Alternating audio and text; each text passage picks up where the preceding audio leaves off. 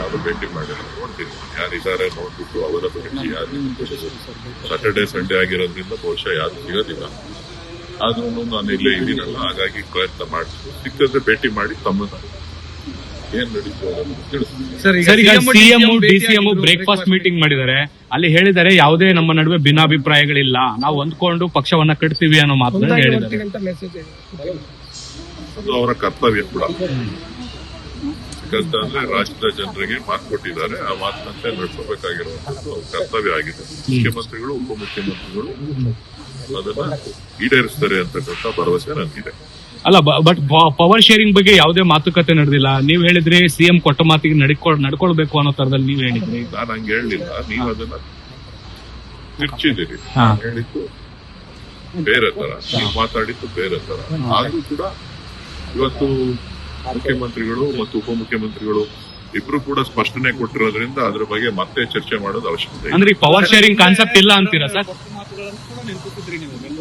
ಅಲ್ಲ, ನಾನು ಹೇಳ್ತಾ ಇದ್ದೀನಲ್ಲ, ಈಗ ಅವರಿಬ್ಬರೇ ನಾಯಕರುಗಳು ಅವರ ಸ್ವತಃ ಬಾಯಿಂದಲೇ ನಿಮ್ಮ ಮಾಧ್ಯಮಗಳನ್ನ ಉದ್ದೇಶಿಸಿ ಮಾತಾಡಿರೋದ್ರಿಂದ ಮತ್ತೊಬ್ರು ಅದ್ರ ಬಗ್ಗೆ ಮಾತಾಡಿದ್ರೆ ಅದಕ್ಕೆ ಹೆಚ್ಚಿನ ಅರ್ಥ ಬರೋದಿಲ್ಲ.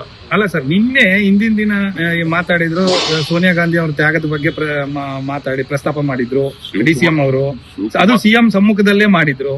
ಅಂದ್ರೆ ಇದರ ಅರ್ಥ ಮೆಸೇಜ್ ಏನು ಅಲ್ಲ. ಶಿವಕುಮಾರ್ ಅವರು ಪ್ರತಿಯೊಂದು ಹಂತದಲ್ಲೂ ಕೂಡ ಗಾಂಧಿ ಕುಟುಂಬದ ತ್ಯಾಗ ಮತ್ತು ಬಲಿದಾನದ ವಿಚಾರಗಳನ್ನು ಎಲ್ಲ ಸಂದರ್ಭಗಳಲ್ಲೂ ಕೂಡ ಹೇಳ್ತಾ ಇರ್ತಾರೆ. ಇದು ಒಂದೇ ಸಂದರ್ಭ ಅಲ್ಲ. ಸೊ ಏನು ಶ್ರೀಮತಿ ಸೋನಿಯಾ ಗಾಂಧಿ ಅವರು ತಗೊಂಡಂತ ಅನೇಕ ನಿರ್ಧಾರಗಳನ್ನ ಅವರು ಯಾವತ್ತೂ ಕೂಡ ಹೃದಯದಿಂದ ಅವರು ಪದೇ ಪದೇ ವಿಚಾರಗಳನ್ನ ತಿಳಿಸುವಂತ ಕೆಲಸವನ್ನ ಕಾರ್ಯಕರ್ತರಿಗೆ ಮತ್ತು ಮುಖಂಡರಿಗೆ ತಿಳಿಸುವಂತ ಕೆಲಸವನ್ನ ಮಾಡ್ತಾ ಇರ್ತಾರೆ. ಅದು ಹೊಸದಲ್ಲ. ಸಿಎಂ ಶಿವಕುಮಾರ್ ಅವರು ಮಾತು ಹೇಳ್ತಿರ್ತಾರೆ, ಯಾವಾಗ್ಲೂ ಕೂಡ ಪಕ್ಷದ ನಿಷ್ಠಾವಂತ ಕಾರ್ಯಕರ್ತ, ಜೊತೆಗೆ ಮಾಡಿರೋ ಕೆಲಸಕ್ಕೆ ನನಗೆ ಕೂಲಿ ಸಿಕ್ಕೇ ಸಿಗುತ್ತೆ ಅಂತ. ಅದು ಸಿಗುತ್ತಾ? ಈಗ ನೋಡಿ, ಈಗ ಕೂಲಿ ಸಿಗುತ್ತಾ ಇಲ್ವಾ ಅನ್ನೋದಲ್ಲ. ಏನವ್ರ ಅಧ್ಯಕ್ಷರಾಗಿದ್ದಾರೆ, ಏನು ಉಪಮುಖ್ಯಮಂತ್ರಿಗಳಾಗಿದ್ದಾರೆ, ಅದೆಲ್ಲವೂ ಕೂಡ ಒಂದು ಪಕ್ಷದ ಒಂದು ಕೊಡುಗೆ. ಸೊ ಹಾಗಾಗಿ ಅದರ ಬಗ್ಗೆ ಮತ್ತೆ ಮಾತಾಡೋದ್ರಲ್ಲಿ ಅರ್ಥ ಇಲ್ಲ. ಗೊಂದಲಗಳು ನಿವಾರಣೆ ಆಗಿದ್ವು ಅಂತ ಸರ್. ಈಗ ಗೊಂದಲಗಳು ಏನಿದ್ವು ಅದಕ್ಕೆಲ್ಲ ತೆರೆ ಬೀಳುವಂತ ಪ್ರಯತ್ನ, ಗೊಂದಲಗಳಿಗೆ ತೆರೆ ಎಳೆಯುವ ಪ್ರಯತ್ನವನ್ನ ಉಪಮುಖ್ಯಮಂತ್ರಿಗಳು ಮುಖ್ಯಮಂತ್ರಿಗಳಿಗೂ ಸೇರಿ ಮಾಡಿದ್ದಾರೆ, ಸ್ಪಷ್ಟನೆಯನ್ನ ಕೊಟ್ಟಿದ್ದಾರೆ.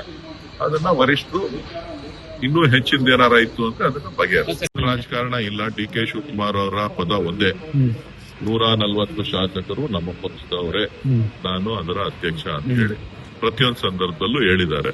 ದೇವನಲ್ಲೂ ಹೇಳಿದ್ದಾರೆ, ಇವತ್ತು ಹೇಳಿದ್ದಾರೆ, ನಾಳೆನೂ ಅದನ್ನ ಹೇಳ್ತಾರೆ. ಸರಿ, ಹಿಂದೆ ಮಾತುಕತೆ ಚರ್ಚೆ ನಡೆದಿತ್ತು ಅನ್ನೋ ಮಾತಿತ್ತು. ಆ ಚರ್ಚೆ ವೇಳೆ ನೀವಿದ್ರ? ಈಗ ಅದನ್ನೆಲ್ಲನೂ ಕೂಡ ಮುಖ್ಯಮಂತ್ರಿಗಳು ಉಪಮುಖ್ಯಮಂತ್ರಿಗಳು ಸ್ಪಷ್ಟನೆ ನೀಡಿರೋದ್ರಿಂದ ಅದ್ರ ಬಗ್ಗೆ ಹೆಚ್ಚಿನ ವ್ಯಾಖ್ಯಾನಗಳು ಬೇಡ.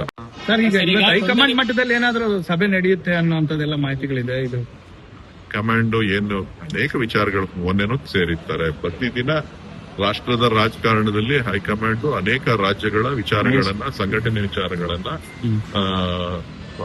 ಆಗುವವುಗಳನ್ನ, ಜೊತೆಗೆ ಲೋಕಸಭಾ ಅಧಿವೇಶನ ಸೋಮವಾರದಿಂದ ಪ್ರಾರಂಭ ಆಗ್ತಾ ಇರೋದ್ರಿಂದ ಅದರಲ್ಲಿ ಯಾವ ರೀತಿ ಸರ್ಕಾರದ ಅನೇಕ ವಿಚಾರಗಳೇನಿದೆ, ವೈಫಲ್ಯಗಳೇನಿದೆ, ಅದನ್ನ ಪ್ರಸ್ತಾಪ ಮಾಡಬೇಕಾದ್ರೆ ಅನೇಕ ಬಾರಿ ಭೇಟಿ ಮಾಡಬೇಕಾಗತ್ತೆ, ಚರ್ಚೆ ಮಾಡಬೇಕಾಗತ್ತೆ. ಅದಕ್ಕೆ ಹೋರಾಟದ ಸಿದ್ಧತೆಯನ್ನ ಲೋಕಸಭೆಯಲ್ಲಿ ಯಾವ ವಿಚಾರಗಳನ್ನ ಪ್ರಸ್ತಾಪ ಮಾಡಬೇಕು ಅನ್ನೋದನ್ನ ಕೂಡ ತಿಳಿಸಬೇಕಾಗುತ್ತೆ.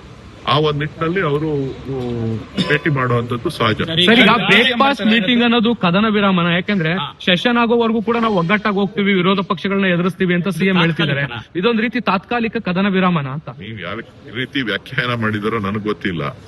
ನೀವು ವ್ಯಾಖ್ಯಾನ ನೋಡ್ಬಿಟ್ಟು ಆಮೇಲೆ ಮಾತಾಡಿ. ಕ್ಷಣ ಕ್ಷಣದ ಸುದ್ದಿಗಳಿಗಾಗಿ ಫ್ರೀಡಂ ಟಿವಿ ಸಬ್ಸ್ಕ್ರೈಬ್ ಮಾಡಿ, ಲೈಕ್ ಮಾಡಿ ಹಾಗೂ ಫಾಲೋ ಮಾಡಿ. ಹೊಸ ಸುದ್ದಿಗಳ ನೋಟಿಫಿಕೇಶನ್ಗಾಗಿ ಬೆಲ್ ಐಕಾನ್ ಮೇಲೆ ಕ್ಲಿಕ್ ಮಾಡಿ.